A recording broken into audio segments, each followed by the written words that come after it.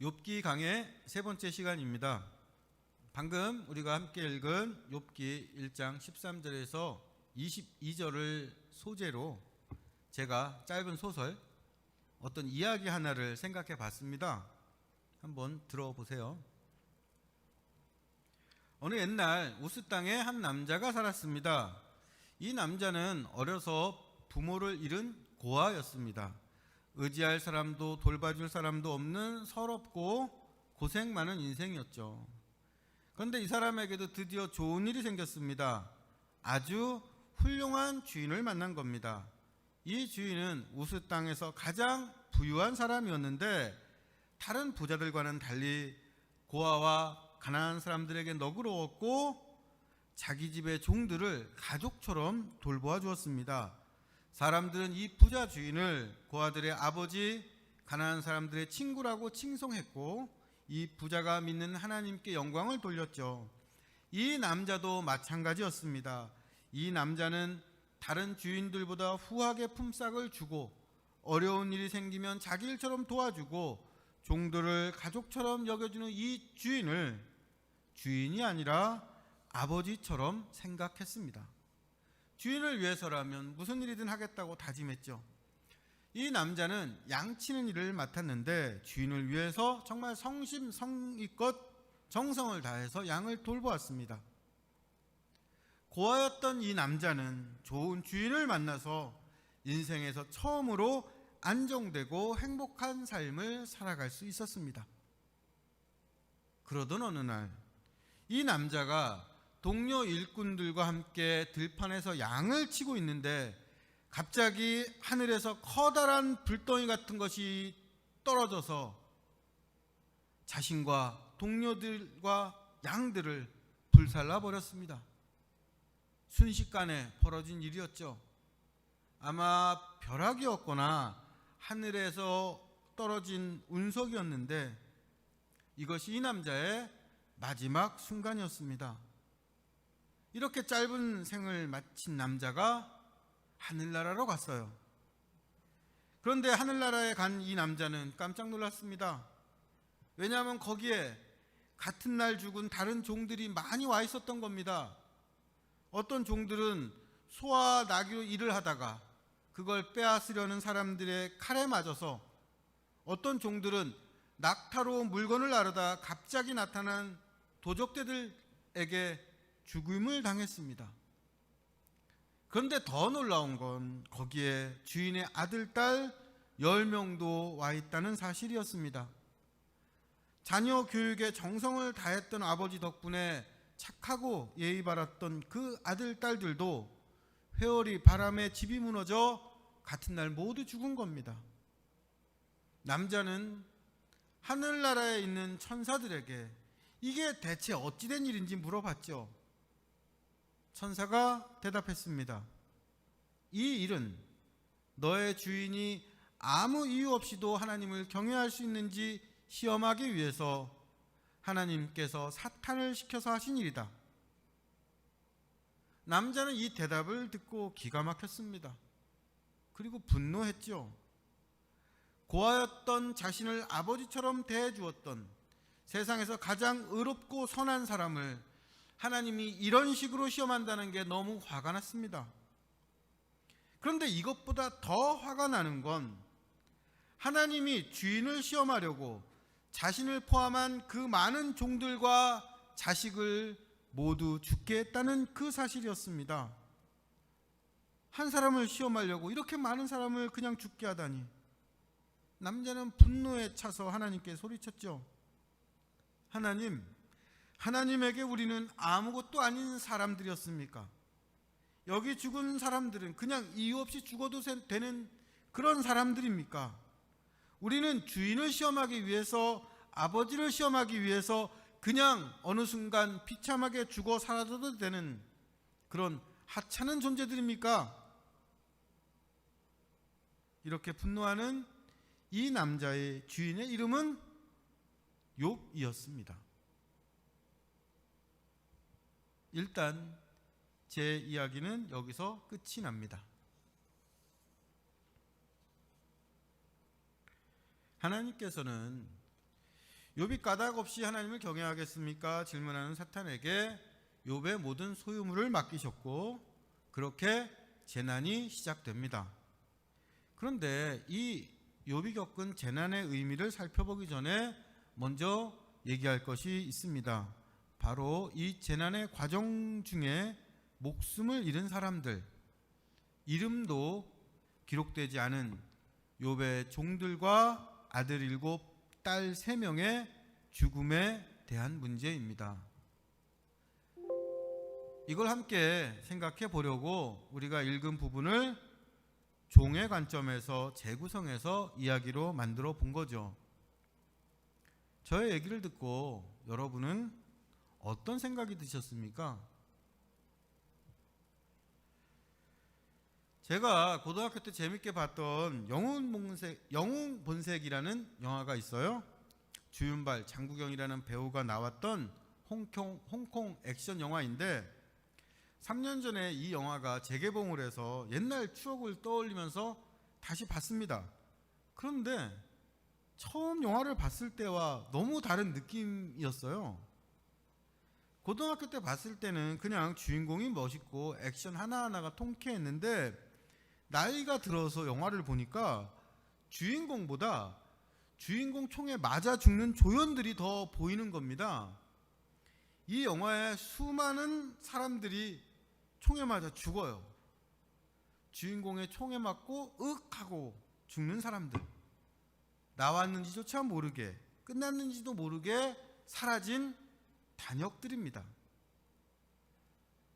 영화에서나 현실에서나 빛나는 영웅과 주연보다 이렇게 이름 없이 죽어가는 사람들이 더 많지 않을까? 이게 현실이지 않을까? 이 사람들의 삶에는 어떤 의미가 있을까? 영화를 보면서 그런 생각을 했지요. 그런데 몇 달 전에 욥기를 설교하려고 욥기를 펼쳤는데 영웅 본색을 다시 봤을 때 들었던 비슷한 느낌이 들었습니다. 욥기 맨 앞부분에도 이유도 없이 이름도 없이 왜 죽었는지도 모르고 죽는 사람들이 나오죠. 욥의 종들과 자식들입니다. 이 종들도 누군가의 아버지고 부모이고 가족이었을 텐데 이렇게 이유도 모른 채 죽어도 되는 걸까? 아버지가 욥이라는 이유로 죽음을 맞은 자식들은 너무 억울한 거 아닌가?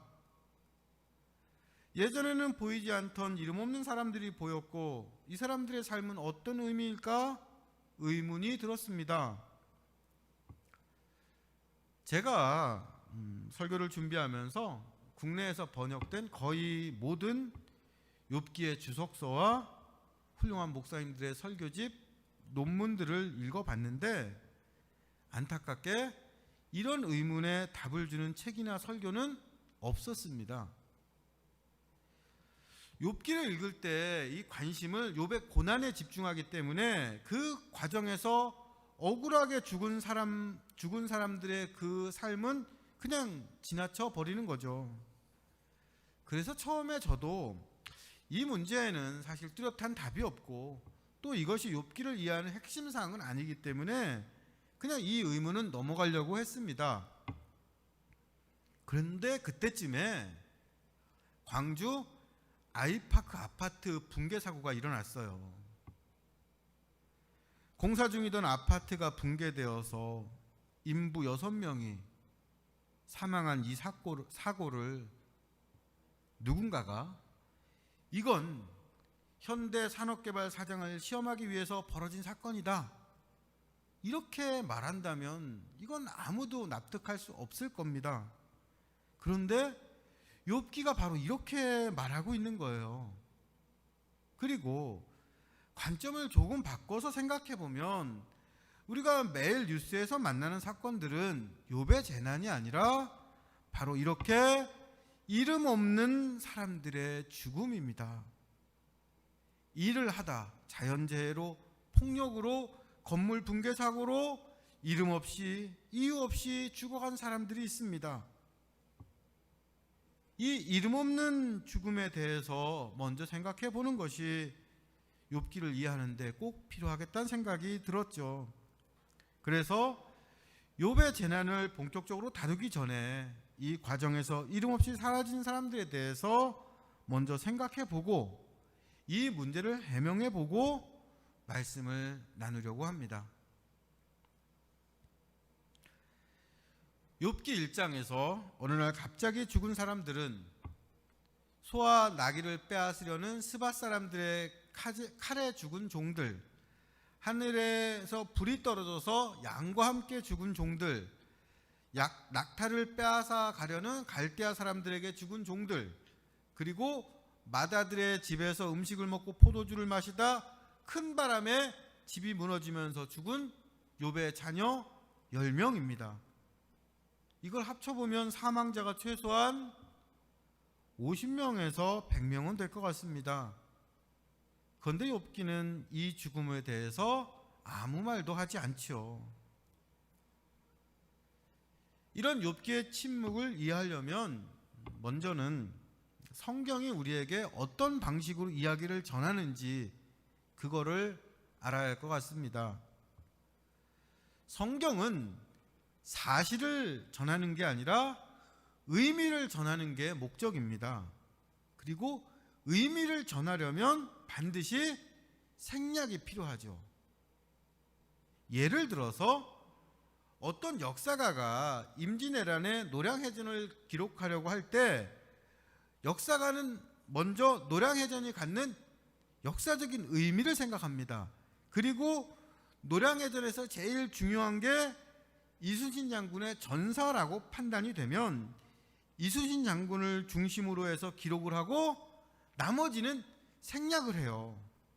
왜냐하면 노량해전을 사실 그대로 전달하려고 그날 노량해전에서 전사한 모든 사람들의 죽음을 다 기록하면 이순신 장군의 죽음을 제대로 전할 수가 없기 때문입니다. 의미를 전하려면 반드시 생략이 필요한 거죠. 욥기도 마찬가지입니다. 욥기는 죽음이 아니라 삶을 다룹니다. 인간이 살면서 이유 없어 보이는 고난과 무의미한 고통을 겪을 때 어떻게 창조자와 구원자 되신 하나님을 인격적으로 신뢰할 것인가? 살아서 하나님을 경외하는 일이 욥기의 주된 관심사이고, 그래서 욥기는 의도적으로 죽음에 대해서는 말하지 않습니다. 이것이 욥기가 종들과 자녀의 죽음을 설명하지 않는 첫 번째 이유죠.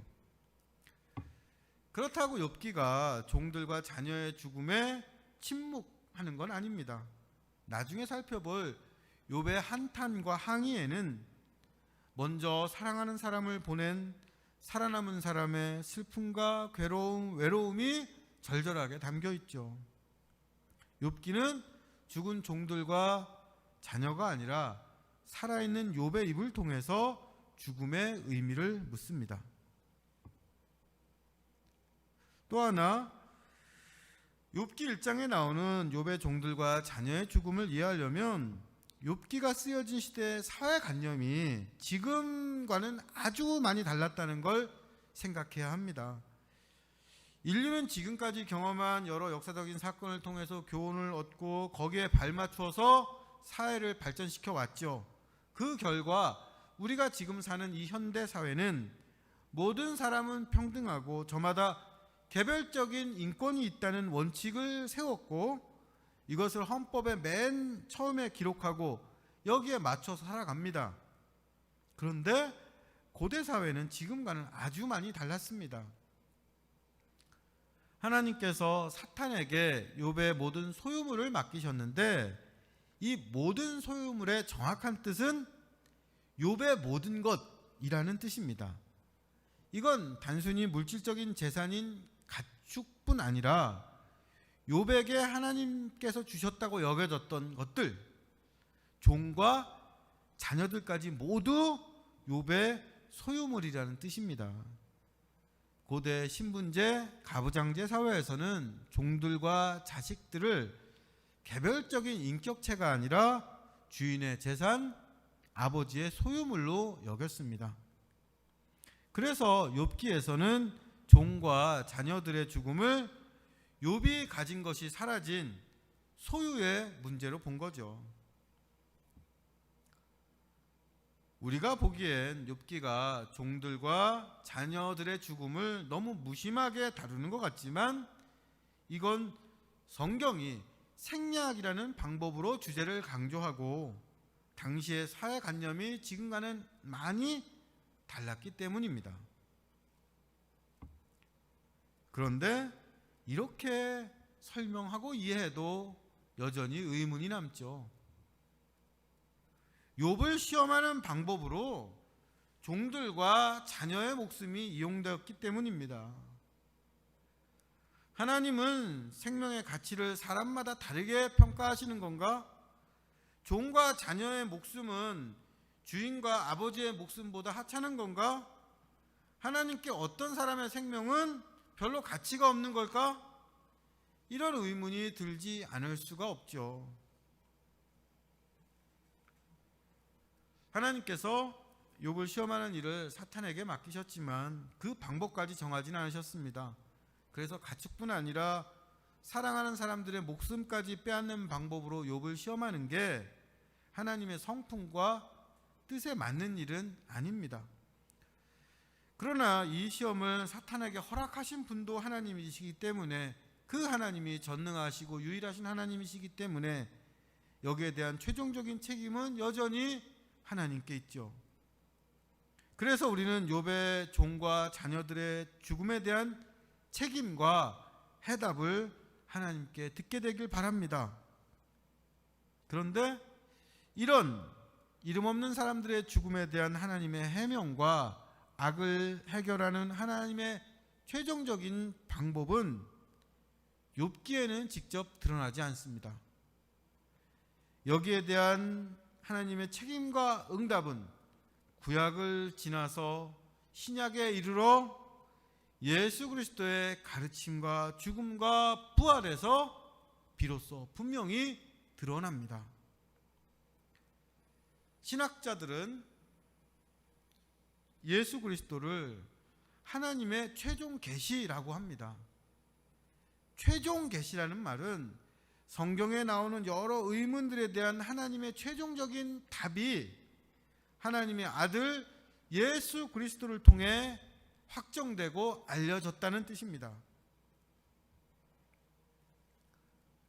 우리가 욥기 1장을 예로 들면서 이 사람들의 생명이 무슨 가치와 의미가 있습니까?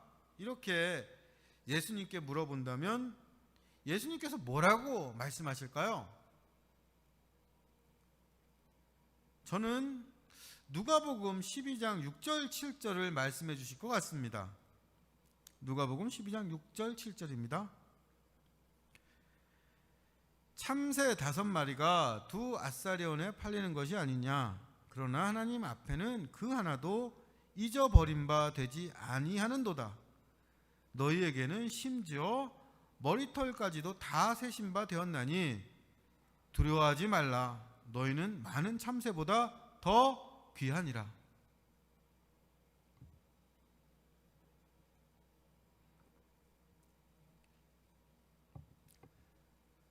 신약시대 사람들은 지금 우리가 치킨 먹는 것처럼 간식으로 참새를 먹었어요.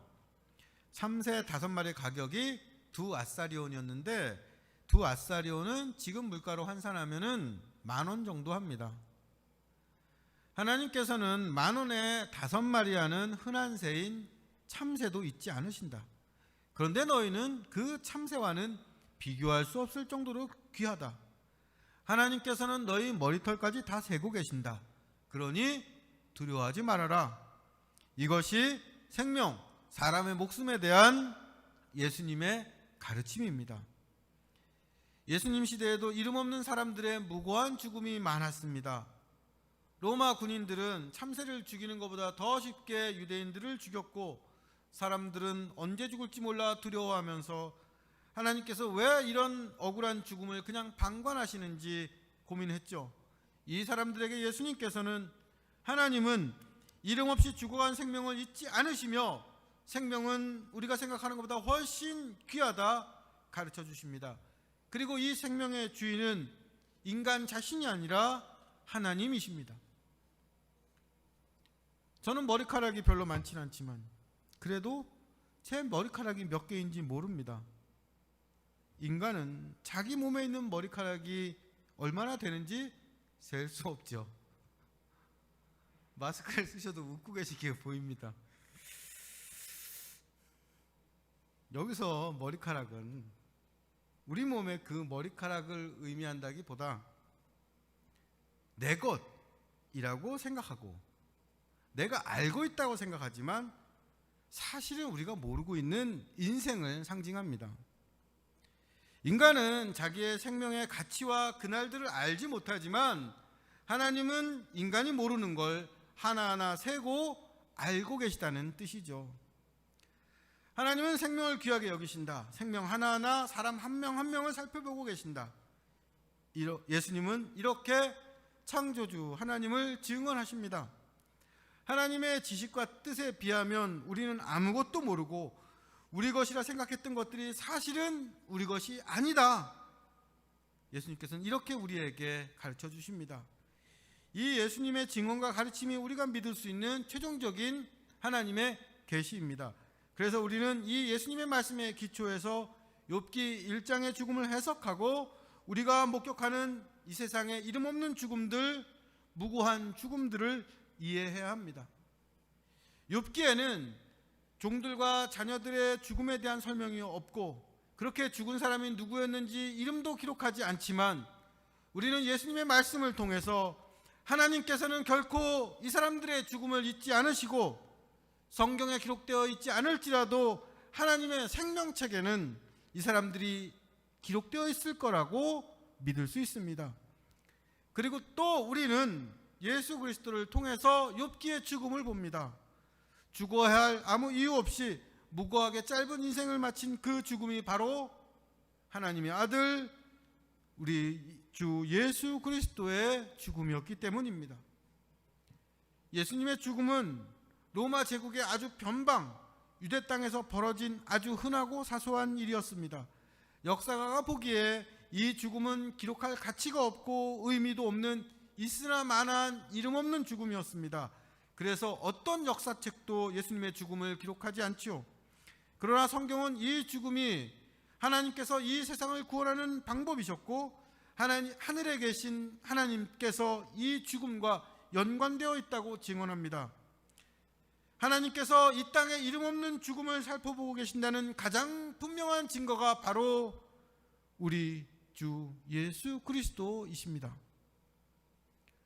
하나님의 최종 계시이며 우리를 구원하시는 예수님께서 지극히 작은 자 하나에게 한 것이 곧 나에게 한 것이라고 말씀하십니다.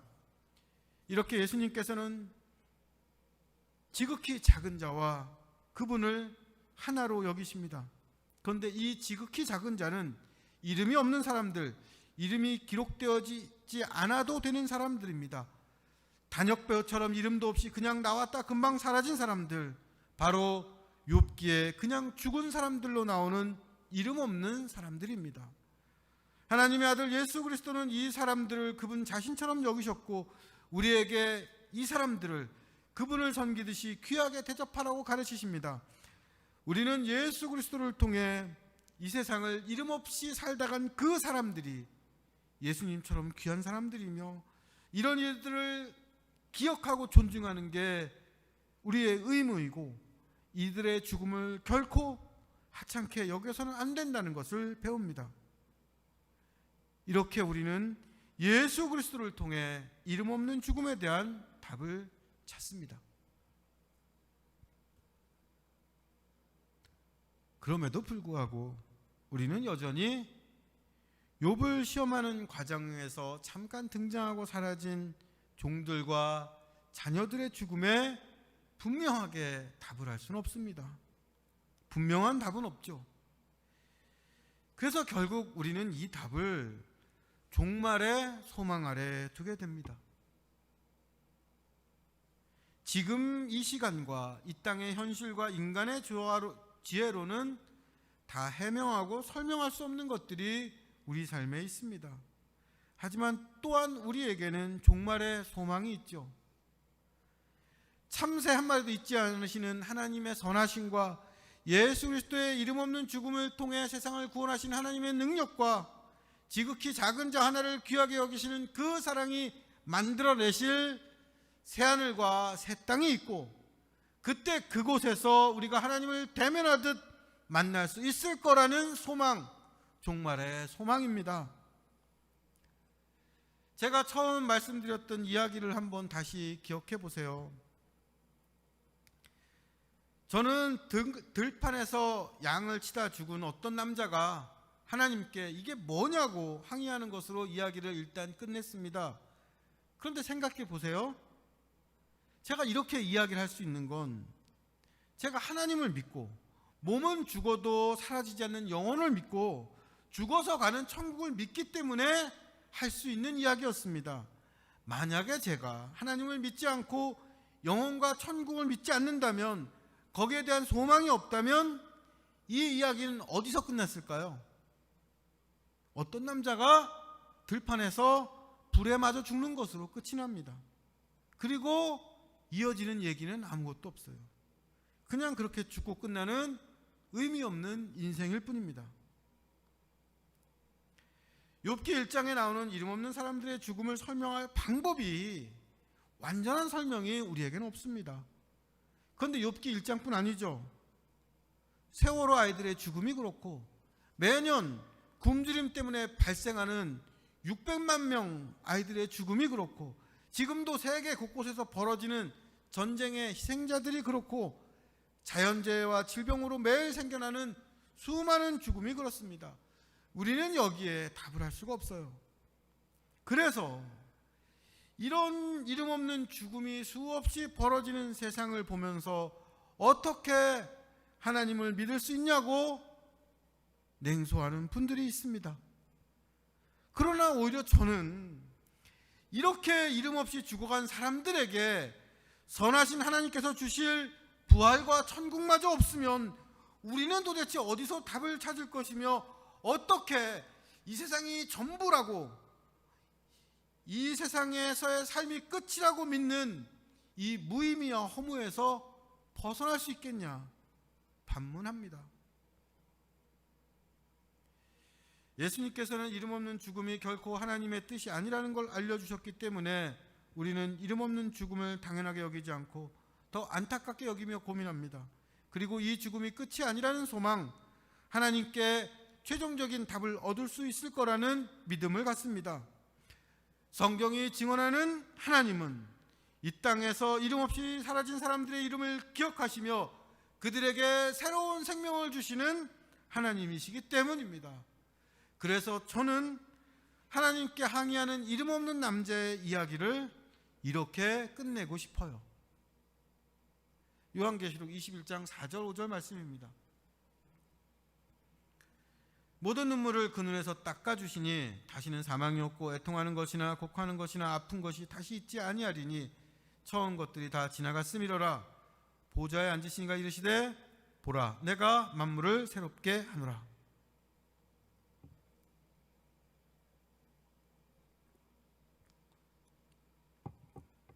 제 이야기에서 욥의 종은 하나님께 항의했습니다. 여기에 죽은 나와 이 사람들은 주인의 신앙을 시험하는 데 이용된 양과 나귀 같은 그런 재산에 불과합니까? 우리 인생은 그거밖에 안 됩니까? 성경의 마지막인 요한계시록은 이렇게 항의하는 남자의 억울함을 들어주시고 그 눈물을 닦아주시는 분이 계시다고 증언합니다. 그분이 바로 우리가 믿는 창조주와 구원자 되시는 여호와 하나님입니다. 하나님께서는 이 이름 없는 남자의 이름이 적혀있는 그분의 생명책을 펴시고 여기 기록된 그 사람의 이름을 불러주시면서 이 땅에서 있었던 일들의 의미를 하나하나 설명해 주실 겁니다. 그리고 땅에서 경험했던 죽음과 애통과 울부짖는 일과 슬픔이 이제는 다 지나갔다고 말씀해 주시겠죠. 어쩌면 그때 욥이 나타날 수도 있겠습니다. 이 땅에서 아쉽고 안타깝게 헤어졌던 사람들이 다시 만나서 땅에서 함께했던 지난 일들을 이야기하면서 모든 것을 새롭게 하시는 하나님의 능력을 목격하며 하나님을 찬양할 것입니다. 이것이 제가 드렸던 이야기의 결론입니다. 우리는 우리의 사연을 아시고 이름을 기억하시고 생명 하나하나를 귀하게 여기신 하나님을 믿습니다. 이 믿음이 우리 인생의 해답이 되고 소망이 되고 우리를 인도하는 빛과 진리가 되기를 간절히 바라고 축복합니다. 함께 기도하시겠습니다.